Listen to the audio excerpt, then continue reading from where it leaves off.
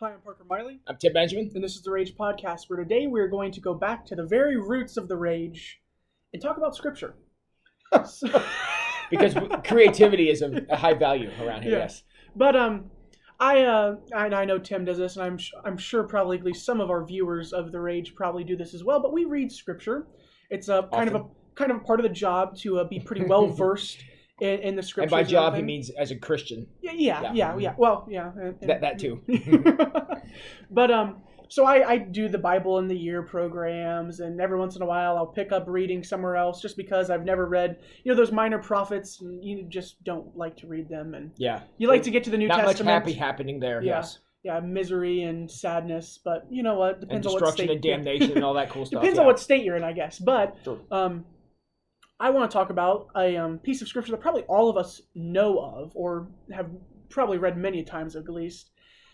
And it comes from a very famous piece of Scripture, probably one of the most famous pieces of Scripture, Matthew chapter 5. Sermon on the Mount. Sermon on the Mount. All right, so you have the Sermon on the Mount. You have Jesus going through and saying, you are the light of the world. You are the salt of the earth, and all these things that go along with it, and saying all these people are blessed. And so far, so good, right? So far, so good. Yep. Then we get towards the end of chapter 5, and Jesus says, if your eyes cause you to, commit lustful intent, well, then gouge out your eye.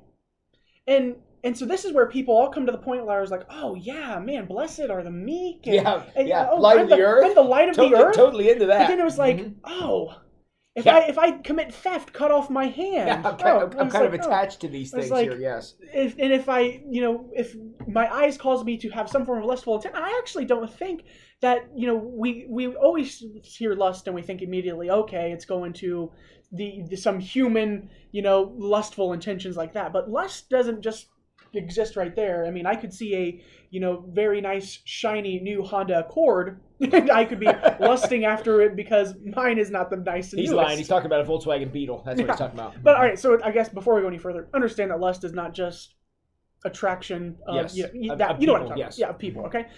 But, so Jesus says, if your eyes cause you to lust, gouge them out. And again, so Jesus just got done talking about, all this awesome stuff. This is one of his first sermons he's ever given, all right? And he's up here. And picture the crowd. They're like, yeah, light of the earth. Yeah, gouge out your eyes.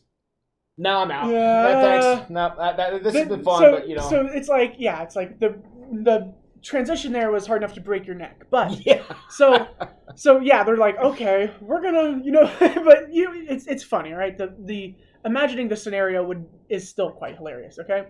Yes, having said that, don't do it, but go ahead. So, I when I was reading this, I was like, man, that was again, because when you read it, it's a pretty stiff transition, right? Yeah, it's shocking, yes. It goes pretty fast. And then I got to thinking, and as I like to watch also debates between atheists and Christians and other Christian denominations and all these things. There's always a debate going on that you can be informed in, right? That's a part of life. Mm-hmm. But people would say, well, if you're going to believe this, well, then why haven't you gouged your eye out yet?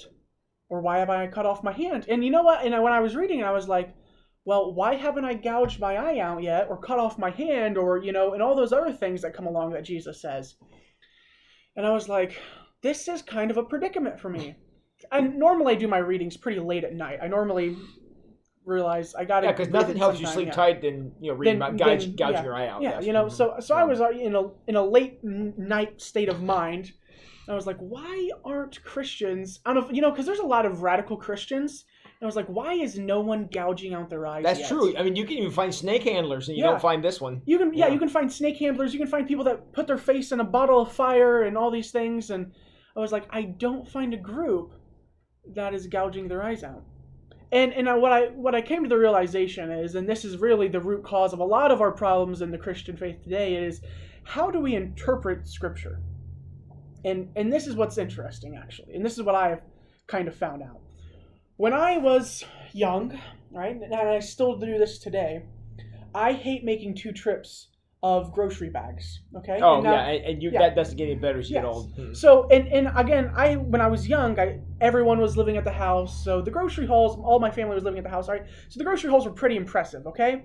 And I was not going back out to the car. So I would load up, all of my arms with every grocery bag I could possibly carry and probably take a bite of the watermelon and just carry it with my mouth, all right? So that's the kind of person I am. And I would often say by the time I got to the door, or I walked up all the steps and got to the door, these things weigh a ton, all right? However, none of us really understand the experience of what a ton feels like. For if it weighed a ton, I would be dead. Yes. Okay? Yes. But it still makes marks on your arms and stuff. Oh, yeah. So here's the analogy that just happened there, right? Most people say, oh my gosh, this weighs a ton, or the temperature is like boiling, or whatever it is, and all those things, especially in the week that we've had this week. Yep. That term is, to bring you back to English class, is a hyperbole, all right? Educational portion of the Race podcast. Portion. Yep. We should have had like a B, like the info, like the zzz, fuzzy noise. All right. Yeah. But now, Jesus was often a funny man. Okay, he had quite a good sense of humor behind him as well. And we lose that in our modern translations, by the way. Yes. We do that. And however, this, in my understanding, and as I studied the scripture, I was like, well, if it's law that I should be gouging out my eyes because I want to be like Jesus, and Jesus told me to gouge out my eyes when I do lustful things. So why have I not gouged out my eyes yet? I came to the realization that Jesus was using a type of speech to deliver a point, right? Because Jesus eventually says, it is better for you to gouge out your eye for what reason? It is better for you to lose one eye than to have your whole sin cast you into hell. Yes. So Jesus lays on actually a very good point. However, it's kind of shocking when you read it, right? And that's what a hyperbole does, and that's what the scripture is doing. So it depends on if you're going to be a person that takes scripture as saying, this is what it says, so this is what I have to do, which there are a few people out there in the world that try to do that, okay? But it's a very important aspect of our faith, is having an understanding of what on earth is it actually saying. Because again, I don't know of any Christian group or sect or whatever it may be that is gouging their eyes out. What Jesus was trying to get to is just how dangerous sin is. I think we all could agree major bleeding is a problem. Losing your eye would lead to major bleeding, or losing a hand. Lots of bleeding goes with that. Yeah. And we can see that as being very bad. But Jesus is saying, as bad as that is, and we all, all of us still have two eyes, but we would know that would be bad to lose one. We understand that. We don't have to experience that to know it's bad. Jesus said the same thing about sin. You don't have to allow that sin to rule your life to realize how bad it is. It's just as bad to lose your whole body as it would be to lose one part of it. And by uses of hyperbole and by, honestly, yes, using some comedic overstatement, he's trying to get us to see just how important it is to stay away from sin. As important as your hand is, it's less important than holiness, and it's less important than not being a slave to sin. And he's trying to get that point across by saying, look who you are. Going back to what he said before, you're the meek of the earth, you're the light of the world, all these wonderful images. He says you're that. You're better off to stay that and not have your hand than to still have your hand and not be that. And in that overstatement, he's helping us understand just how dangerous and how much sin actually costs. By helping us being able to balance the cost of having two eyes or being what God called us to be. And I think it also, in that overstatement, helps us understand just how much the world stands against that. Because there's temptation, as is not news to anybody here, around every corner, or around every new opportunity, around everything. There's temptation to get distracted, temptation to get led astray. And Jesus is saying, look, that stuff costs you more than you realize. You want to know, I mean, think about it. Have you ever been injured? You learn quickly how important that part of the body is, even if it's a broken toe, or you get an eyelash in your eye, or you get COVID and you can't taste anything anymore. You learn real fast exactly how important those things are. And I remember a few years ago, I had a calf injury where I tore my calf muscle, and it was in my driving leg. So I couldn't drive a car for like 3 weeks because I couldn't push the pedal down. I was annoyed by this. Yeah, it hurt, but the annoyance of not having it was worse.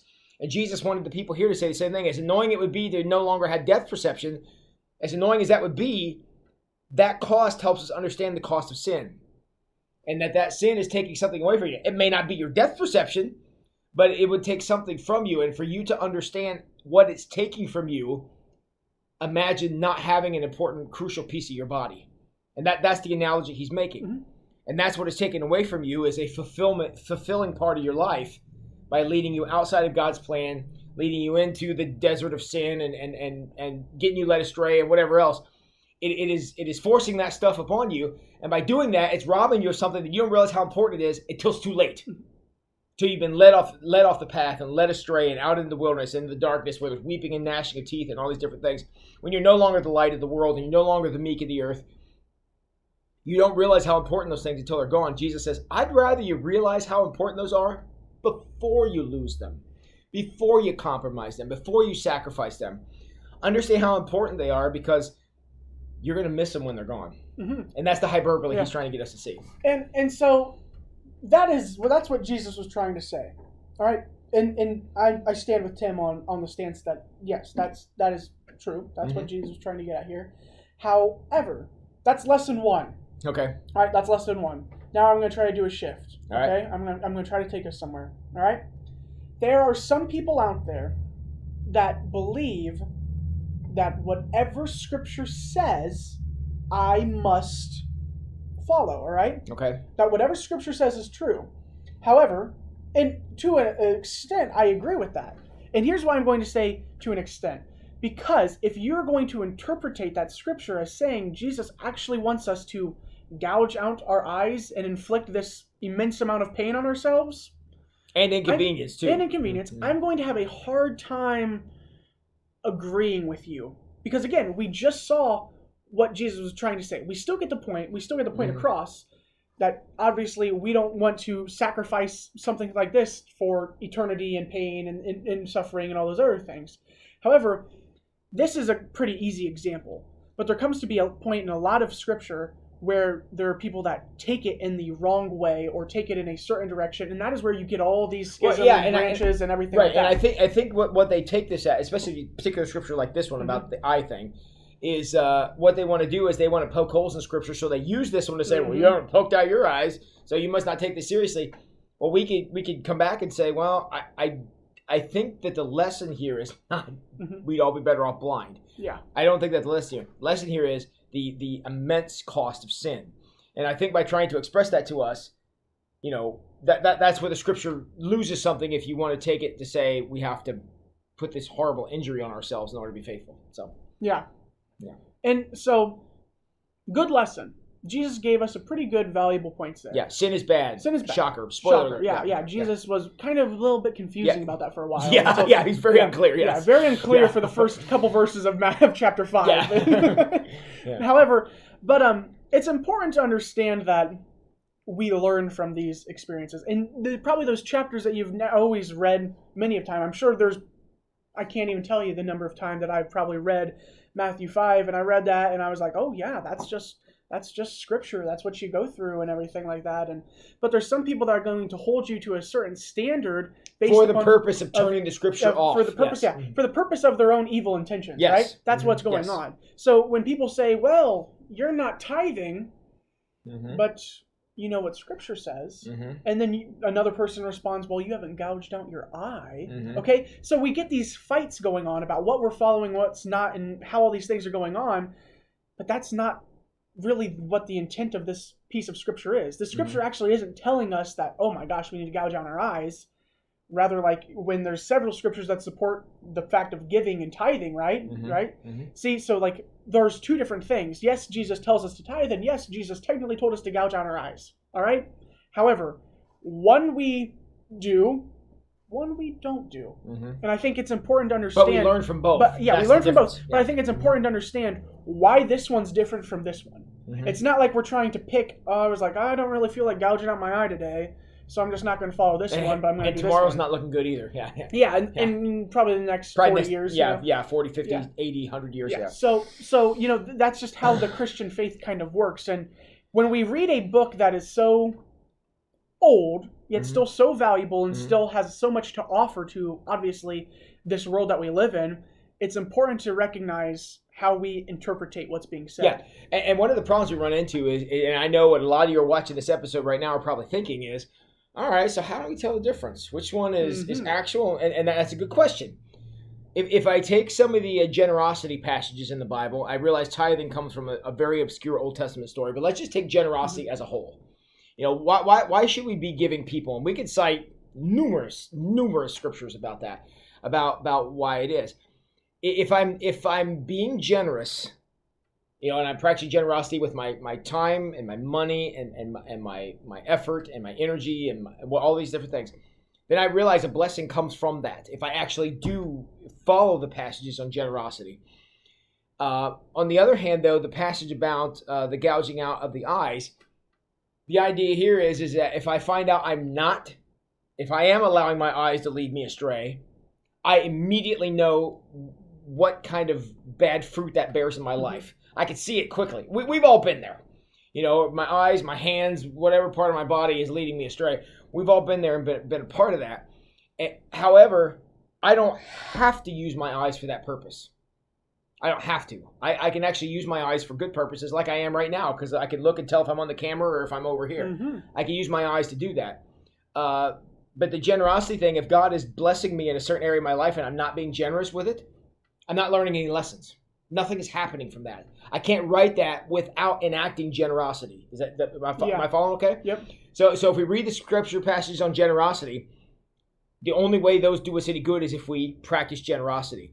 If you read this passage on gouging out the eyes, we don't actually benefit from gouging out our eyes. We benefit from the fact of using our eyes for their designed purpose. And that is to lead us in the direction God would have us to go. You can learn a lesson without having to inflict that upon yourself. Mm-hmm. That's the difference. To say I know what generosity means and I know why it's important, but not do it, you're not benefiting from that.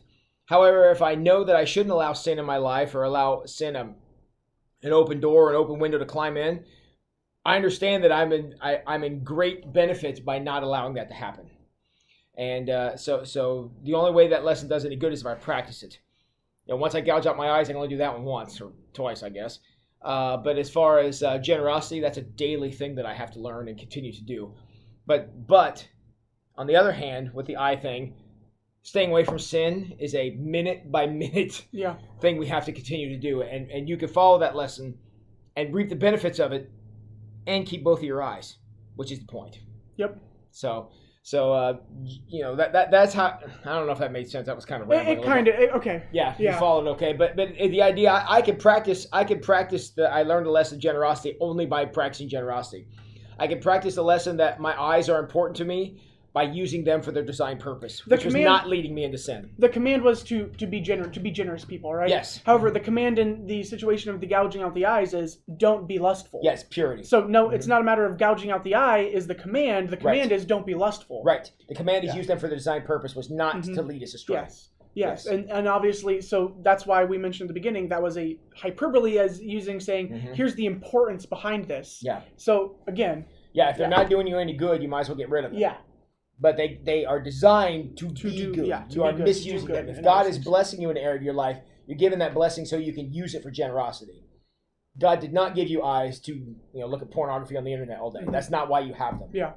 So Jesus says, look, if you absolutely cannot use them for their designed purpose, yes, you're probably better off to be without them because they're doing nothing but causing problems. However, the lesson is use them for the designed purpose, and then they can be a blessing to you. Yep. So I think that cleared that up, actually. Yeah, okay. Yeah. So, There's a lot of words to get to that point, The command is, don't be lustful. Yes. The command wasn't, gouge out your eye. Right. Okay. The command was use things for what they were designed to be, not to be without them. Because they're a blessing to you. Yep. Yeah. Okay.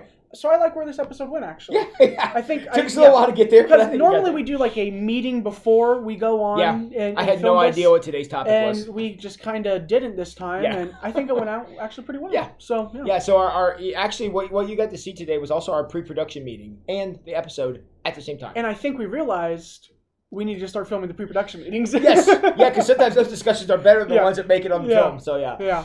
So, all right, everybody. We appreciate you joining us here for the Raised Podcast. Please keep both of your eyes, but use them for their designed purpose. And be blessed by them and always be generous. Yeah. I guess that is the takeaway of today's video. So go do it. Have a great day, everybody.